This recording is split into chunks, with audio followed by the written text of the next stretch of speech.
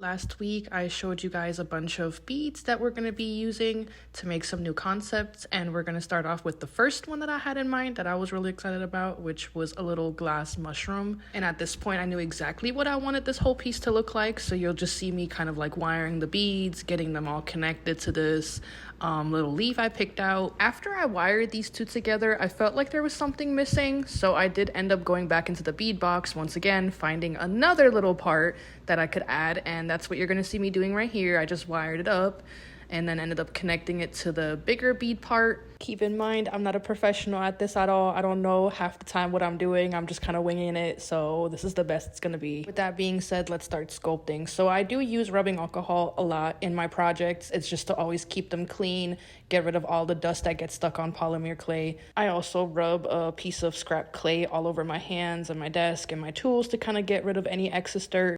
After this, we're going to start getting the body formed, which is honestly the more fun and less stressful part of it all, where you're just kind of like pulling on it, getting the shape to kind of come together, and you'll start to like see it happening where he's starting to get a form, and we're going to attach him to the mushroom to really get the concept to start flowing, and he's just looking adorable. I mean, look at him. He's so cute.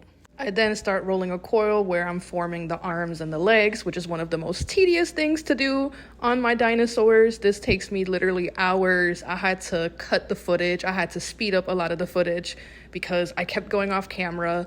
Things were not working out the way I wanted. They weren't looking the way I wanted them to look, but at the end, he just came out really beautiful. I'm so happy that I took my time with this. Which brings me into this most second tedious part, which is adding the eyes. It's not about adding the bead into the head, it's adding the coil around the bead. That takes me forever. To get this to look symmetrical, I had to redo this like 3-4 times. Persistence pays off, so it ends up looking flawless anyway. And we're gonna go into the spike part. I'm adding a bead as the top spike so that the hoop can stick through it, and the rest are just pebbles, and he is ready to go into the oven. So you are gonna see me use a scrap piece of clay on the bottom to make sure he's sitting up in the cornstarch.